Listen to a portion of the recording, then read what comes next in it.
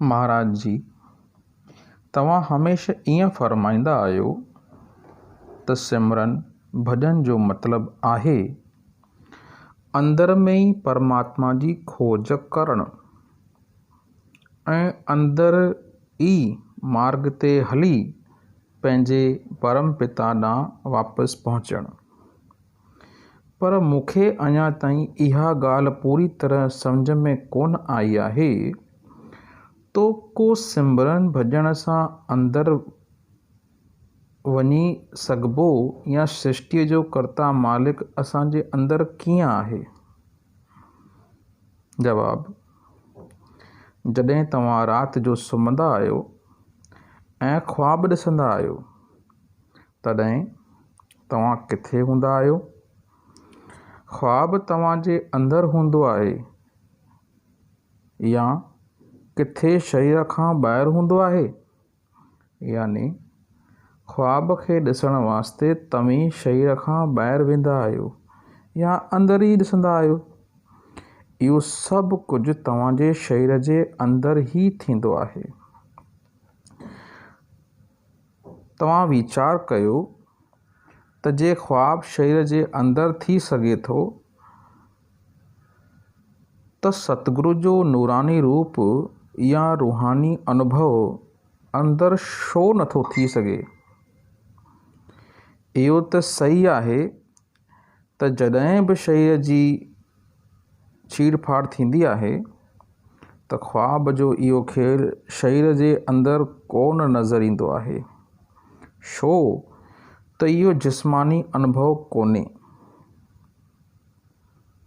असीं जॾहिं ईअं चवंदा आहियूं त परमात्मा असांजे अंदरि आहे तो इन जो इहो मतिलबु हूंदो आहे त जेसिताईं असीं सुरत या चैतन्यता जे हिकु ख़ासि अवस्था ताईं कोन पहुचंदासीं तेसिताईं परमात्मा खे ॾिसी कोन सघंदासीं।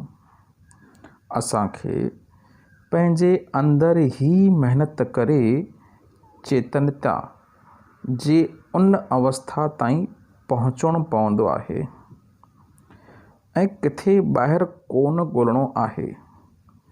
जॾहिं असीं तरक़ी करे उन ख़ासि अवस्था ताईं पहुची वेंदासीं त पाण ई परमात्मा नज़र ईंदो। ईअं बि चयो वेंदो आहे त जॾहिं अंदर में परमात्मा जी दर्शन जो अनुभव कंदा आहियूं त पोइ हू हर हंधि हाज़िर नाज़िर नज़र ईंदो आहे। परमात्मा सिर्फ़ शरीर ताईं महदूद कोन आहे पर हू हर हंधि सर्वव्यापक आहे। पर प्रभु जूं पंहिंजे अंदरि दर्शन करण वास्ते असांखे उन रूहानी अवस्था ताईं पहुचणो पवंदो जिते पहुचण खां पोइ त हू असांखे ॿाहिरि भी हर हंधि नज़र अचणु लॻंदो।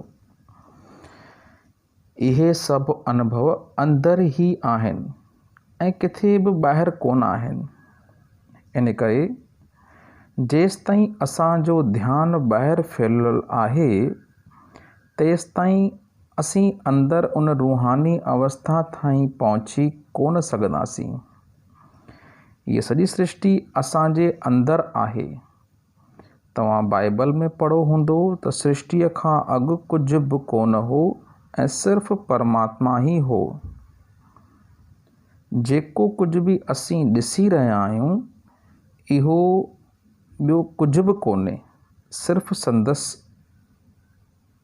पसारो आहे। सृष्टि परमात्मा मां ई बणी आहे। सभु कुझु परमात्मा मां ई निकितो आहे।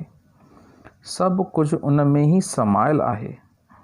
परमात्मा असांजे अंदरि आहे। इन करे सिमरन भॼन जे ज़रिए असांजी सुरत जी धारा खे समेटे अखियुनि जे मर्कज़ ताईं आणणो आहे जीअं अंदरि सतगुरु जो नूरानी रूप सां मिली सघूं ऐं ख़ुदि ई ॾिसी सघूं त सभु कुझु असांजे अंदरि आहे। सिमरन भॼन असांजे सुरत खे शरीर मां समेटे अंदरि अखियुनि जे मर्कज़ ताईं आणींदो ऐं सतगुर जो नूरानी रूप ॾिसणु ईंदो।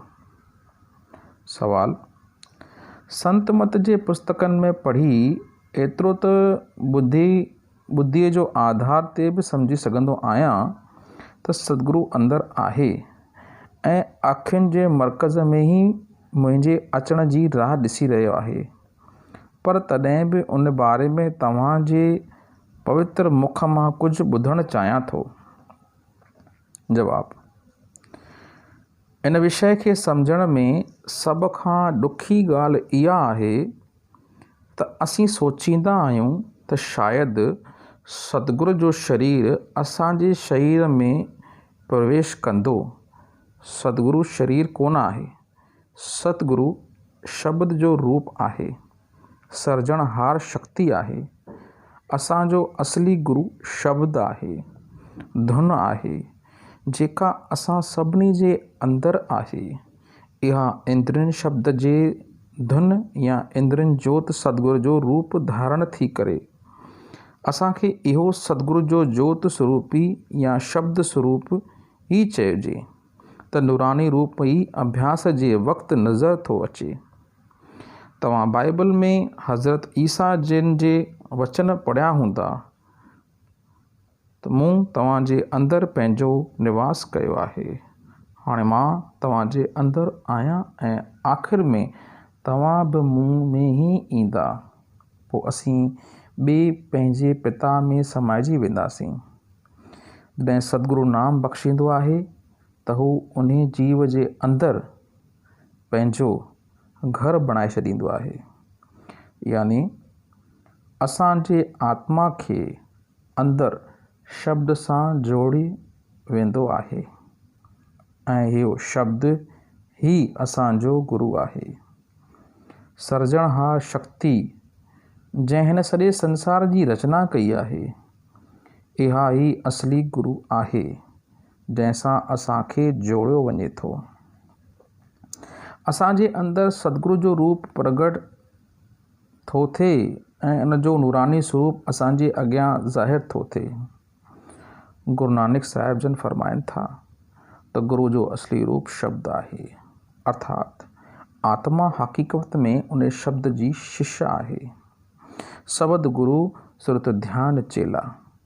भाई गुरदास जन बि चवनि था त गुरुमूर्त गुर शब्द हुए ऐं स्वामी जन महाराज बि फरमाइनि था त सतगुरु शब्द स्वरूप हुए, रही ऋषन मंझार, तो भी सुरत रूप हुए, रहो गुरु के लाए। इन्हें सभिनी बाणियुनि जो मतिलबु आहे त जीव जो असली स्वरूप आत्मा आहे ऐं सतगुर जो असली रूप शब्द आहे। ॿिए हालतुनि में शरीर ते सिर्फ़ु हिकु ज़रियो या साधन मात्र आहे। देह जो चोलो धारण करे आयल आत्मा खे देह जो चोलो धारण करे आयल शब्द अंदरि शब्द सां जोड़ण जो कमु थो करे।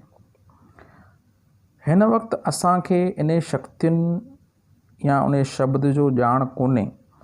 असीं सिर्फ़ु सतगुरु जे ॿाहिरें देहन स्वरूप खे था सम्झूं। सिमरन भॼन जे वक़्तु असीं पंहिंजे सतगुरु जे नूरानी स्वरूप खे सुञाणे उन जे ज़रिए इंद्रियनि शक्तियुनि सां नातो जोड़े था सघूं, छो त असां लाइ पंहिंजे सतगुरु जे रूप खे सुञाणणु स्वाभाविक आहे। जीअं त हज़रत ईसा फरमायो आहे त मुंहिंजे रिढ खे मुंहिंजे ॼाण आहे ऐं मान पंहिंजे रिढनि खे सुञाणा। इन करे हू पंहिंजे सीटीअ जो आवाज़ सुञाणे सघनि था। उन्हनि जो चवण जो मतिलबु आहे त जंहिं जीवन खे संत सतगुरु नाम जो भेद ॾिनो, जंहिं जीव खे संत सतगुरु नाम जो भेद ॾिनो, उन आत्माउनि खे हू सुञाणे थो। जिन जीवन खे सतगुरु वॾा नामदान या शब्द जो भेद हासिल थियो आहे, इहे पंहिंजे सतगुरु खे सुञाणनि था। ॿियनि लफ़्ज़नि में ईअं चइजे त जिन जीवन ॿाहिरि सतगुरुअ जी देह स्वरूप जो दर्शन कयो आहे उहे अंदरि बि सतगुरू जो नूरानी स्वरूप खे सुञाणे सघनि था। ॿिया सभु चओ अर्थात अंदरि अनेक क़िस्मनि जूं सूरतूं नज़र अचनि थियूं, पर शिष्यनि खे सवाइ पंहिंजे सतगुरू जे ॿिए कंहिं स्वरूप ते भरोसो न करणु खपे, छाकाणि त ॿियूं सूरतूं खेनि ग़लति रस्ते ॾांहुं वठी वञी सघनि थियूं।